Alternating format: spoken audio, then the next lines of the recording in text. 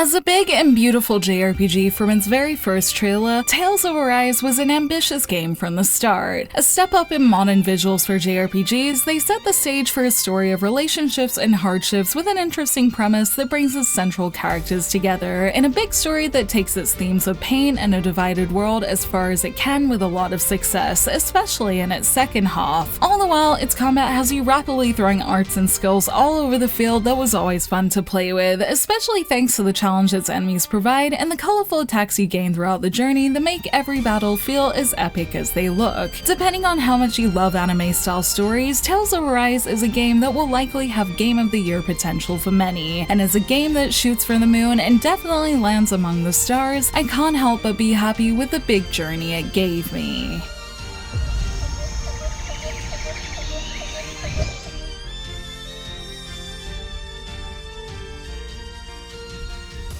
Tales of Arise begins its story on the planet of Dana following Alphen, a unique protagonist thanks to his appearance who works as a slave in Calaglia, one of Dana's 5 divided realms. As he goes to work as usual, a series of events unfold surrounding a girl called Shion from the ruling planet Rena, who's being pursued by a rebel group when Alphen happens upon her. In the spur of the moment, he makes the decision to protect her, a decision that breaks him out of the slave life he's known and puts him on the side of the rebels with Shion, where they discover their complementing abilities, with Alphen unable to feel pain and Shion's touch inflicting it on anyone who touches her, with their link becoming even more solid as he manages to draw the blazing sword out of her. It's a premise full of a lot of different things, almost to be expected of a story involving 2 planets and the dynamic between the people of Dana, and as the story progresses we get to watch Alphen, Shion, and the rest of the party members' relationships grow while learning about the politics of this world and how the characters will change and discover themselves in this epic JRPG journey.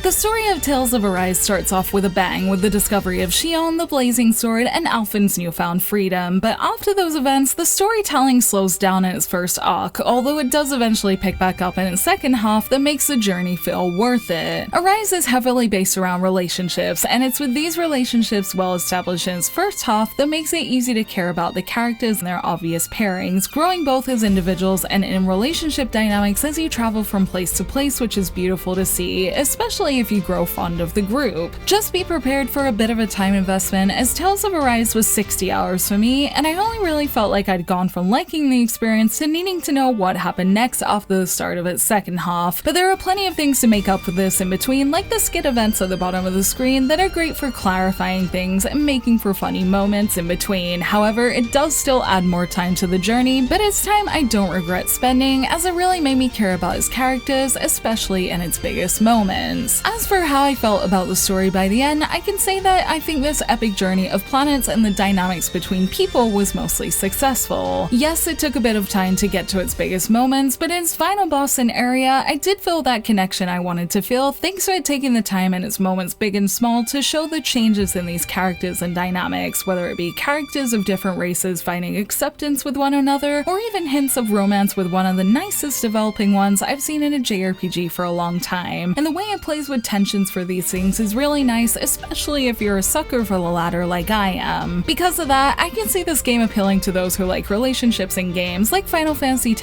or Xenoblade Chronicles 2, as those are the types of stories it brings to mind for me. And while it may start off a little slow, I can appreciate how ambitious it was from the start, and the fact it made me emotional by the end of it is proof enough for me that its slowly building world full of skits, beautiful cutscenes, and dialogue all came together to create a story that makes you care about everyone in it and an experience that takes you on a big journey that was a pleasure to experience.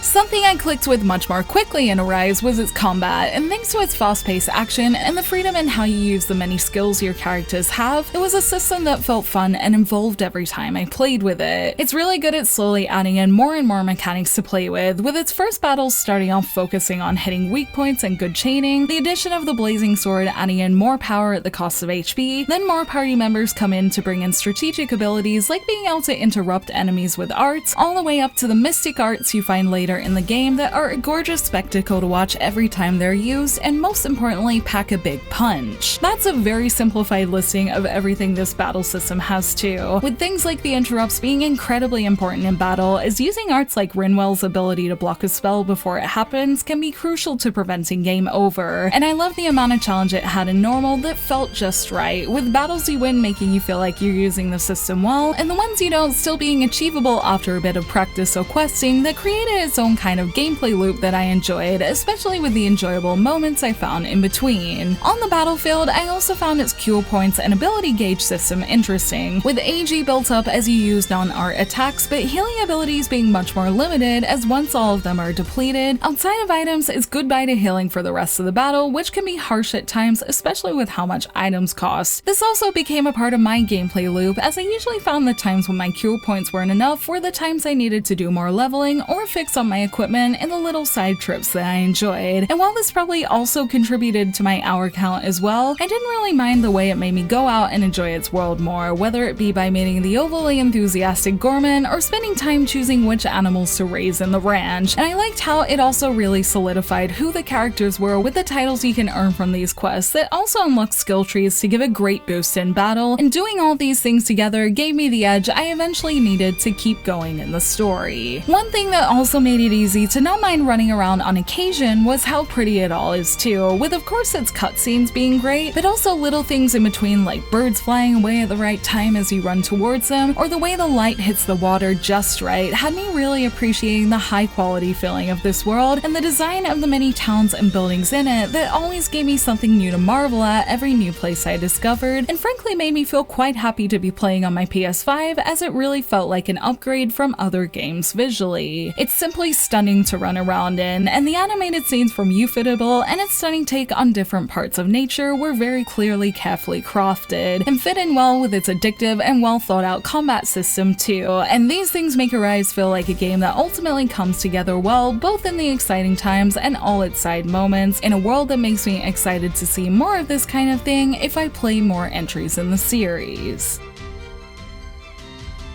While it's gotten me interested in the series going forward, after my big journey in Tales of Arise, I'm not sure I'll be coming back to it now that I'm done, but that's mostly because I played plenty of quests and did most of the things I wanted to do in my playthrough to both keep leveled and enjoy the world that contributed to my playthrough being fairly long. There are owls I could find for the Owl Forest quest, but I feel like I enjoyed them during the story most. There are super bosses I could take on, but I've done a lot of boss quests to keep leveled in the game at this point, and there are other things like fishing, New Game Plus, and even recipes to find that I usually love doing in other games, but since I did so much of these things organically in my playthrough as they came up at campsites or as I was leveling, I've left my Tales of Arise experience fully satisfied after its ending, which makes me not mind much at all that I won't be jumping into it much anytime soon. I'm actually really grateful for this, as there's a lot that's come out since I finished Arise that may have had me distracted, so for me it was the perfect length and ended up just feeling like an experience that had every hour have meaning thanks to all the little things I did in it. I'm sure there will be plenty of others though that will appreciate the replayability, and it definitely does offer a lot for those who want to keep going. But for me, I'm glad my main story experience felt full of questing, growth, and the development of an interesting story that makes me feel like my time in Tales of Arise was just as fulfilling as I could have hoped for.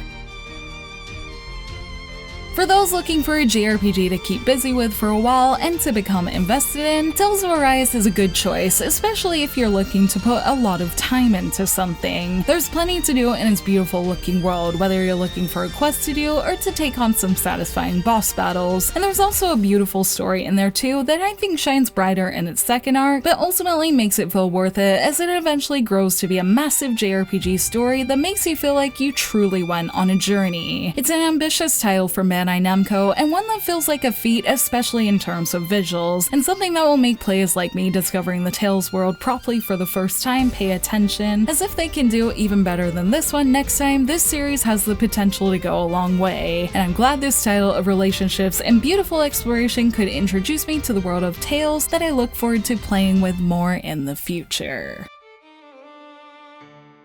Thank you for watching this video. Let me know in the comments below if you've played Tales of Arise, and if you have, what did you think of it? You can like and share this video if you enjoyed it, subscribe to my channel for more JRPG content like this, and ring that bell to get notifications on whenever I post so you don't miss a thing. You can check out more videos here, and you can find me on social media on Twitter, Facebook, and Instagram, all at JRPG Jungle. Links to those will be in the description below, and until next time, thank you, bye!